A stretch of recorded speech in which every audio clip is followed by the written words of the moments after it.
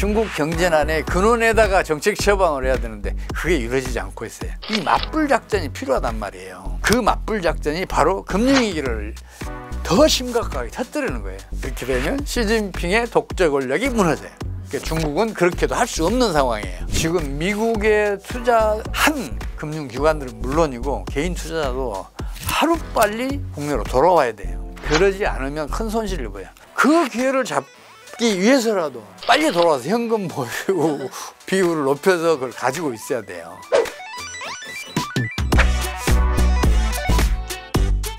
중국 국채 금리가 연일 사상 최저치를 경신하고 있다고 하는데요. 이런 하락세가 내년까지 이어지고 조만간 제로 금리가 될 수도 있다. 이런 가능성도 있다는데 어떻게 보고 계실까요? 국채 금리가 떨어지고 있다는 것은 유동성이 그만큼 충분히 공급됐다는 걸 의미해요. 중국 정부가 유동성을 지금 계속해서 공급하고 있잖아요. 그러니까 떨어지는 거죠. 근데 왜 국채만 그 금리가 떨어지겠어요?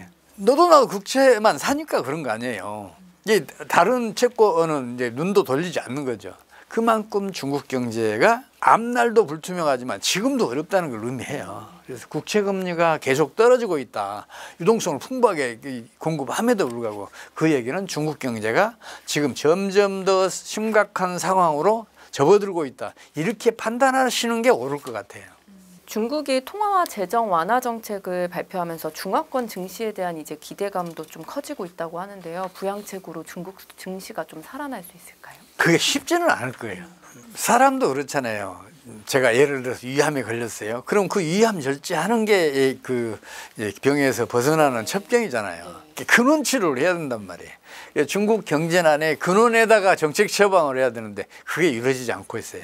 중국 경제난의 근본 원인은 부동산 시장이 붕괴되면서 이게 금융위기를 촉발했기 때문에 그래요.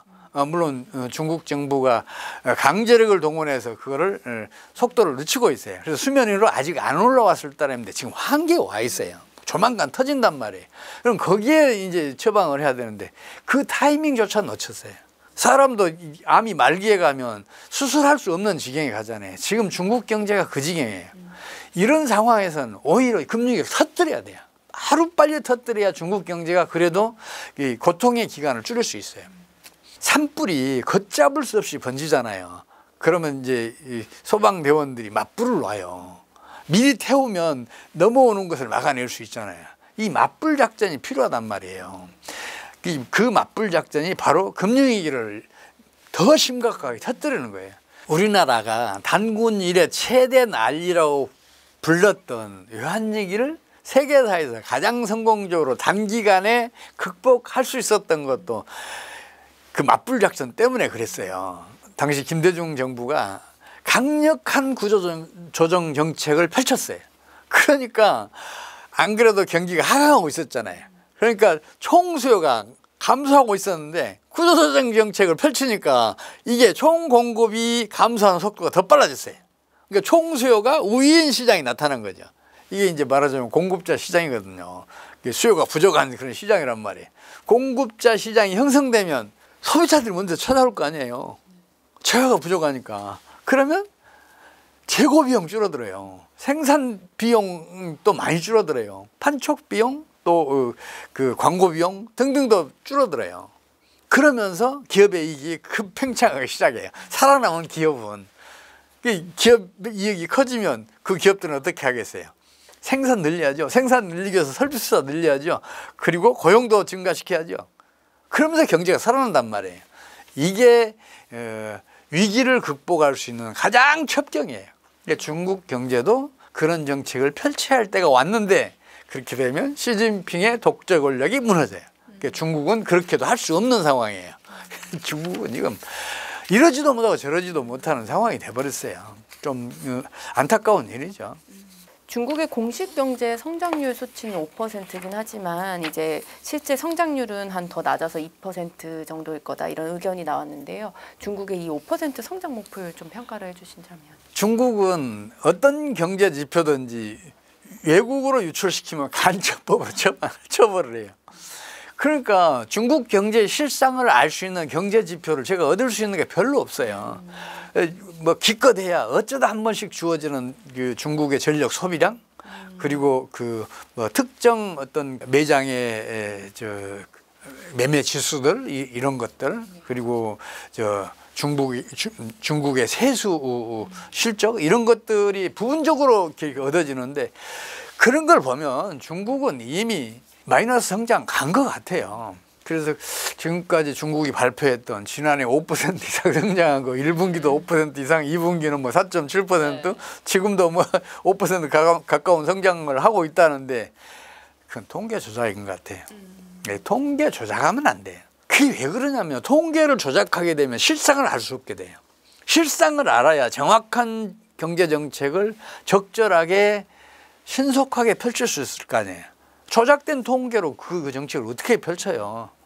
그래서 지금 통계 조작이 더 경쟁을 심화시키는 것 같아요.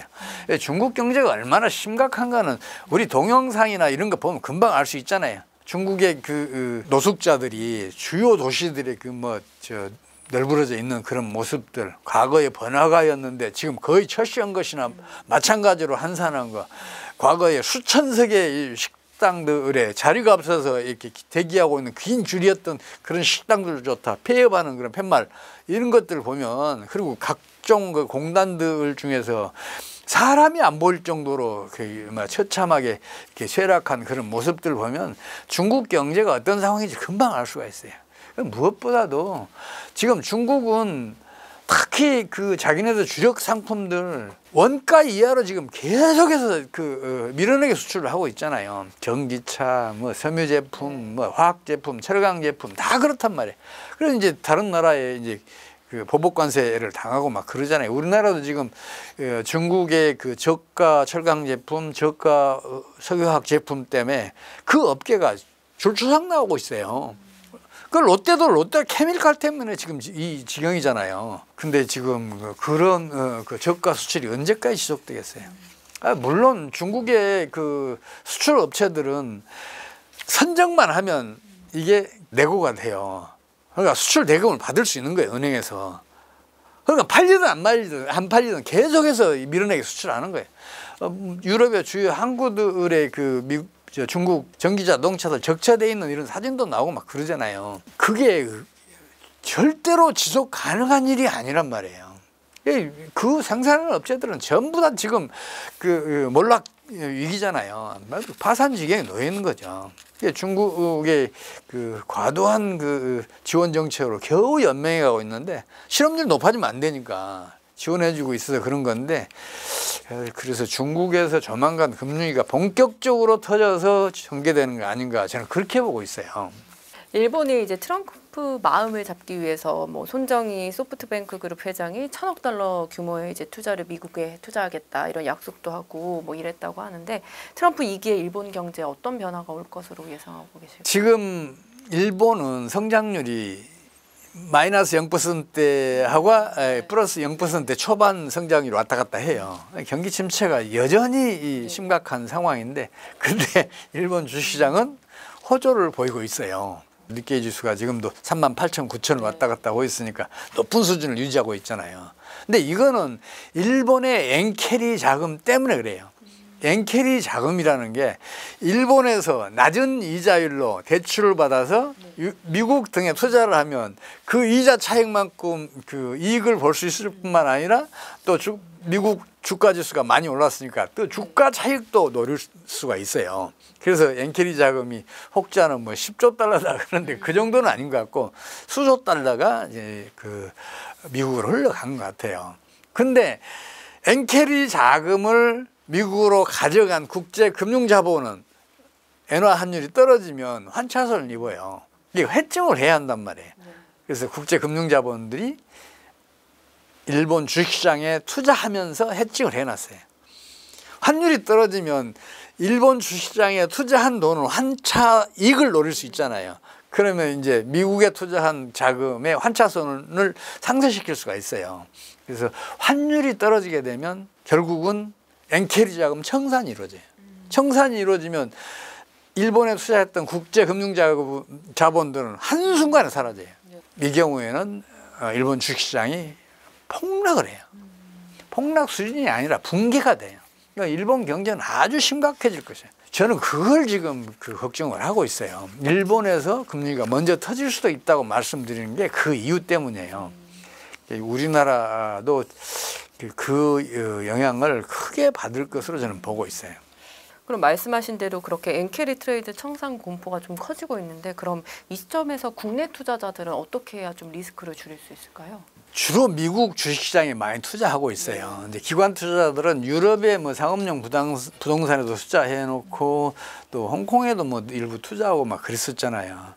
근데 그쪽에서는 지금 손실을 보고 있는데 환율이 급등을 하다 보니까 미국에 투자한 것, 상업용 부동산을 매입했던 주식을 매입했던 그 자금들은 큰 이익을 기록하고 있는 건 사실인데 지금 트럼프가 관세 폭탄 얘기를 계속해서 강조하는 이유가 뭐겠어요? 경상수지 흑자가 과도한 나라들은 알아서 줄이라는 거 아니에요. 그러면 그 줄이기 위해서 어떻게 해야 돼요? 각국의 통화 가치가 상승해야 되잖아요. 엔화 환율은 떨어져야 되고 우리 원화 환율도 떨어져야 된단 말이에요. 그렇게 되면 미국에 투자됐던 이 국내 금융자본들, 국제 금융기관들은 물론이고 또 이 우리 국내 금융기관들까지 환차손이 엄청나게 커져요. 우리 환율 지금 1,450원대인데 1,000원으로 떨어져 봐요. 환차손만 45%예요. 그럼 어떤 이유로 그걸 감당하겠어요? 그래서 지금 미국에 투자한 국민연금을 비롯한 국내 금융기관들은 물론이고 개인 투자자도 하루빨리 국내로 돌아와야 돼요. 그래야 환차손을 줄일 수 있고 손실을 최소화시킬 수가 있어요. 근데 제 얘기가 안 통할 거예요. 뭐 경험칙으로 미국 투자하면 많이 벌었으니까. 그래도 그렇게 해야 돼요. 그러지 않으면 큰 손실을 입어요. 그리고 또 제가 하나 더 말씀드리고 싶은 거는 위기 다음에는 반드시 기회가 와요. 워렌 버핏이 그런 투자 전략을 펼쳤잖아요. 우리 그 외환위기 당시에도 1998년도 중반까지 투자했던 사람들은 엄청난 손실을 봤어요. 주가 지수든 부동산 지수든 급락을 했으니까. 근데 98년 중반 이후에 투자한 사람들은 수십 배 혹지 않은 수백 배의 수익을 올린 분들이 있어요. 그런 기회 또 온단 말이에요. 그 기회를 잡기 위해서라도 빨리 돌아와서 현금 보유 비율을 높여서 그걸 가지고 있어야 돼요. 지금으로서는 현금 보유 비율을 최대한 끌어올려 놓은 게 국내 투자자든 국내 기업이든 그게 최선의 그 방법이 아닐까 싶어요. 제발 그렇게 됐으면 좋겠어요. 만약에 미국으로 탈출했던 국내 금융자본들이 국내에 돌아오게 되면 국내 유동성 풍부해진단 말이에요. 그 풍부해진 유동성이 주식시장도 살릴 뿐만 아니라 경제 활동도 활성화시켜서 내수를 확장시키고 성장률도 높아져요. 그러면 실업률도 떨어지고 주식시장 화랑은 도말할 것도 없고 그렇게 되기를 저를 간절히 바라고 있는데 그렇게 안 될 것 같아서 안타까워요. 설령 금리가 터지더라도 환율이 점진적으로 떨어지면 안 돌아올 수 없을 거예요. 국내 금융자본, 국제 금융자본은 다 돌아오게 되면 유동성이 풍부해져요. 그러면 신용 파괴 원리가 작동하는 것을 그 풍부해진 유동성이 차단해내서 금융위기의 타격을 최소화시킬 수 있어요. 제발 그렇게 되기를 지금 간절히 기도하고 있습니다. 아까 한국 경제 흐름이 일본 경제를 따라가면 안 된다고 얘기를 해주셨는데 따라가고 있다는 이야기가 많이 나오잖아요. 그럼 일본과 다르게 가기 위해서 우리는 좀 어떻게 가장 필요한 정책이 무엇이 있을까요? 제발 일본 엔화 가치에 우리 원화 가치 맞추지 않았으면 좋겠어요. 그리고 일본은 8차례나 엔저 정책을 펼쳤는데 실패했잖아요. 그러면 우리나라는 당연히 일본 다 뒤따라가면 안 되잖아요. 근데 일본은 꼭 따라가요. 일본의 초장기 경기 부진을 초래했던 것은 엔저 정책과 그리고 엔저 정책을 위해서 경상수지 흑자를 즉각 해외 투자라는 이름으로 유출시켰던 것 때문이란 말이에요. 경상수지 흑자가 해외로 유출됐다는 얘기는 수출로 애써 벌어들인 소득을 즉각 유출시켰다는 얘기 아니에요. 그럼 내수는 당연히 부진해지죠. 성장률은 떨어지고 경기 부진은 심해진단 말이에요. 그걸 일본이 8차례나 펼쳤기 때문에 1991년 이래 지금까지 연평균 성장률이 0.8%예요. 그대로 따라가면 안 되잖아요. 근데 우리 지금 그대로 따라가고 있으니까 역대 정권에서 똑같은 정책을 펼치니까 성장률이 계속해서 떨어지고 있잖아요. 그게 바로 고환율 정책과 경상수지 이 해외 투자 정책이란 말이에요. 그것만 바뀌면 우리 경제는 6개월 이내에 6% 성장률 이상을 기록할 수 있어요. 제발 그렇게 되기를 지금 제가 간절히 기도하고 있습니다. 마지막 질문 드릴게요. 개인 투자자가 내년 글로벌 경제에서 좀 눈여겨봐야 될 섹터나 기조 좀 궁금하고 현명한 자산 관리에 대해서도 한 말씀 해주시죠. 사람이라는 거 그래요. 자기가 예측하게 되면은 거기에 따라서 움직여요. 근데 제가 오늘 지금까지 말씀드린 거 아무리 그럴듯해 하고 받아들였다고 하더라도 행동에 옮기는 것은 쉽지 않아요. 그래서 여러분들이 제발 세계 경제가 어디로 가는지 제 책이 아니더라도 외국의 사례들 이런 걸 좀 열심히 보셔서 좀 가늠이라도 해주셨으면 좋겠어요. 제가 최근에 발간한 경제 병리학이라는 책은 금융위기가 진행되는 일반 원리, 왜 발발을 하고 왜 어떤 과정을 거치는지, 왜 필연적으로 그렇게 갈 수밖에 없는지 그런 경제 원리를 제가 밝혀놨어요. 그 경제 원리를 아시면 여러분 스스로 그걸 예측할 수 있을 거예요. 자관 지금은 현금 보유 비율을 늘려놓으시면 장차 위기 다음에는 아주 큰 기회가 오니까 그때 그 기회를 잡으셔서 지금까지 보신 손실을 다 보상하고 더 큰 이익을 얻으실 수 있기를 제가 한번 기도해 보겠습니다. 네, 오늘 소장님 모시고요. 글로벌 경제에 대한 인사이트 들어봤습니다. 소장님 오늘 말씀 감사합니다. 감사합니다.